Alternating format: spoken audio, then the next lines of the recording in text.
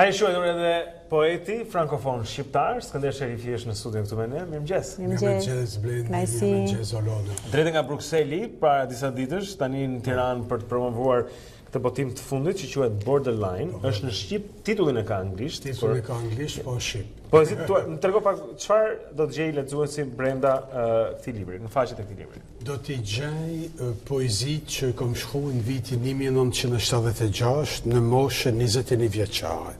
Tona tekstet janë shkruar në atë periudhë, 21 vjeç, 1976.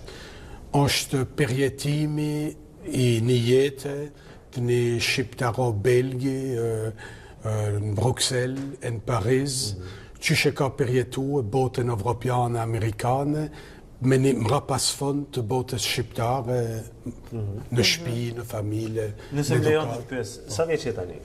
Tani jam 64 vjeç. 64 vjeç. Kështu që këto janë poezitë e 21 vjeçarit. Absolutisht. Skënder Sherifi. Çfarë ishte aq e veçantë tek 21 vjeçari? Tek ajo kohë që ke kaluar, që sot 64 vjeç ti i rikthehesh asaj kohe edhe këtyre vargjeve. Po, jemi në vitet 60-70 në Europë, ti një ato vite edhe vetë Blendi, si kanë qenë ato vite 60-70 në Europë, në Amerikë, ka qenë një atmosferë utopike, një atmosferë hulumtimit liris, hulumtimit erotizmit, hulumtimit të çdo gjaje, të eksperimenteve paralele, radikale. Dhe ti doje të ishe pjesë e kësaj bote? Doje të eksperimentoje? Po, ishte... Shihje të jetoje të... Ishte moda e asaj kohe, rinia ishte në ato rryma, të popit, Woodstockit, surrealizmit, të muzikës amerikane, të Bob Dylanit, të maj 68 pasojat e ti në Francë. Do me thonë, ishte një revolucion, si me thonë, kulturor, erotik, shpirtror, poetik, utopik, po pacifik. Edhe shumë humanist, fakt. Ishte një kërkes, me rezumu një fjallë, ishte si mund të hulumtohen teritoret e lirisë, deri në ekstremin e mundshëm, deri ku mund të shkohet në fushën e lirisë. Pa dëmtu e kanë. Pa pasoja, po. Po, pa dëmtu e kanë, nëse dëmto veten, tek e fundit, po jo tjetrin. Edhe ka qenë edhe një botë kurioze, ndaj çdo kulture të huaj, çdo ndaj tjetrit, ndaj afrikanit, ndaj aziatikit, ndaj amerikanit, ndaj Argentinës, Brazilit. Nuk kemi qenë të mbyllur, me thonë, vetëm na, vetëm Europa, vetëm prandimi, vetëm bota shqiptare.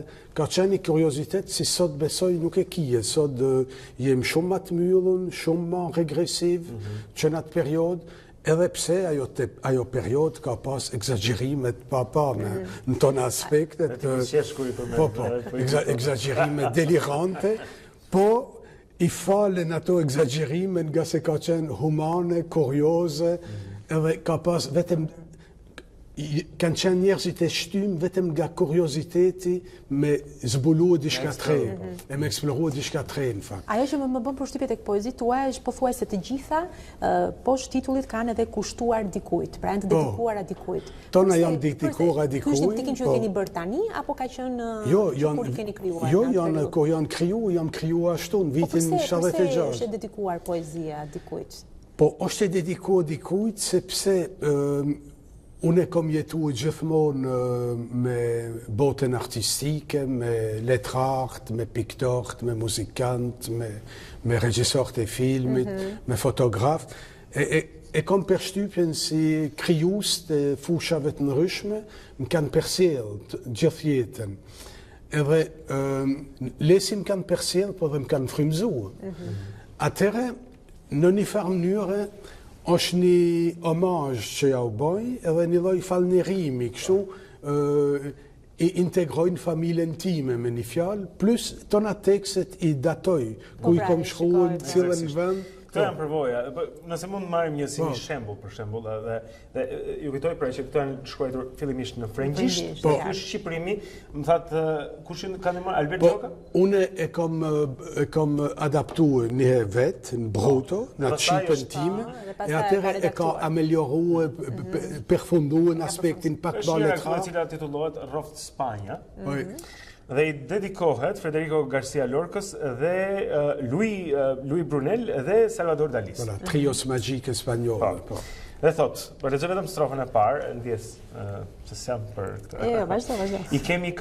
I kemi këmbëzuar të gjitha rrugët e Spanjës, në mblunë e thellë të qiellit dhe hijen e panjës, këngët e qinkallave në kujtimin e Anzës, Sierra de Terul, një tokë pa fjalor anësh. Të dehur nga djersa dhe rrezet e diellit në ritmin obsesiv të kitarave, cicërimën sublime të zogjve të arave, shpirtrave anonim me historitë e çastit dhe seksit vulkanik me ciganet e rastit.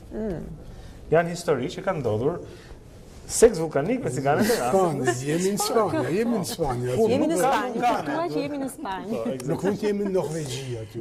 Megjithatë shumë interesante sepse është ajo që thatë ju në këtë poezi tuaj, jo vetëm i keni dedikuar, pra keni dedikimin që keni bërë, por si thatë keni edhe datat kur i keni krijuar dhe kjo ndoshta bën edhe për të kuptuar.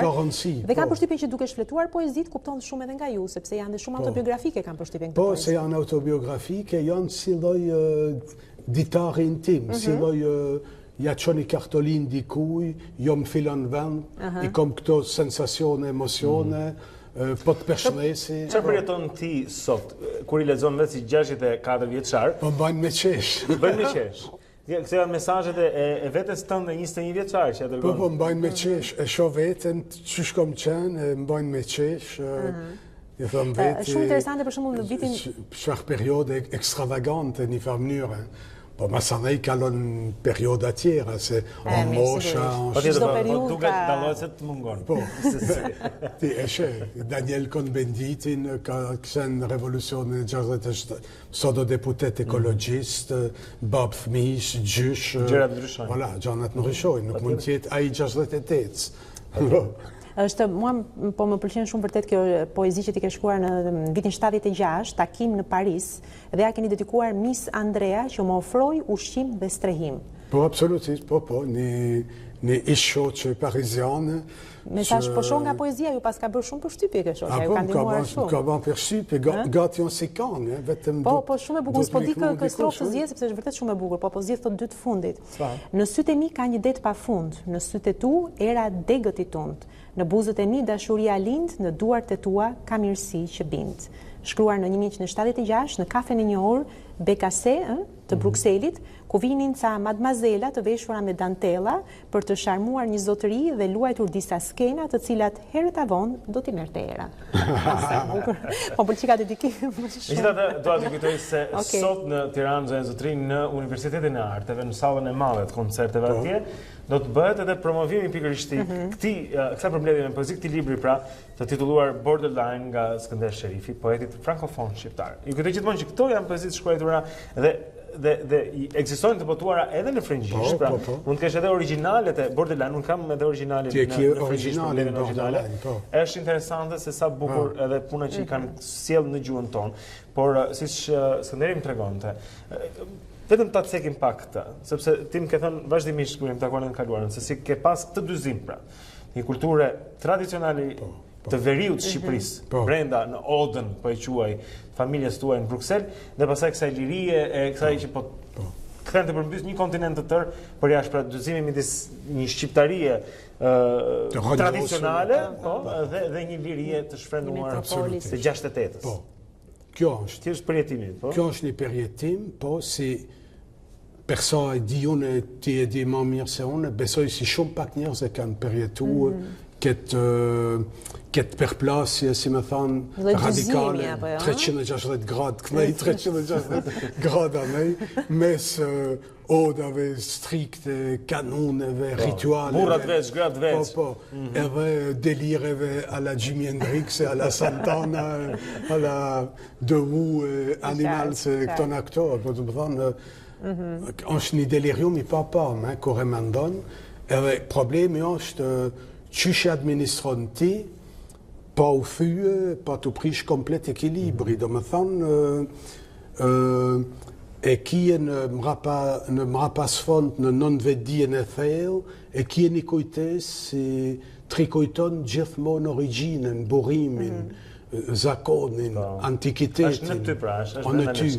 Edhe ndoshta ajo jehon e asaj kujtese antike të elefantit shqiptar, si dhe thonë, ndoshta ajo nuk më kalon me khshit me eksploduën tona këto delirë. Ka rujt pra, mund të ketë rujt. Po. Të në këto delirë të prandimore amerikanë. Që i kom dasht, i kom dasht absolutisht, po.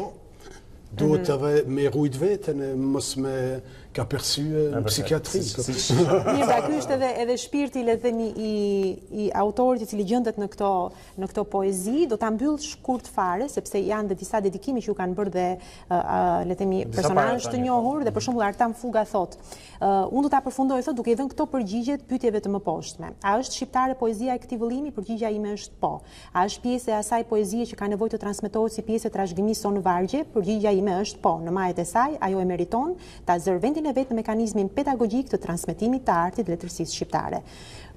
Shimin e saj po ja lë lexuesit pa ndërhyrë brutalisht. Pra këtë shkruan Artam Fuga në 31 janar të 2019 pikërisht për Borderline dhe Skënder Sherifin. Skënder Sherifi, shumë faleminderit për kushtimin tënd, për të sjellë në shqip këto vepra. Sot pra në orën 12 në sallën e madhe koncerteve tek Universiteti i Arteve, promovimi i Borderline nga Skënder Sherifi.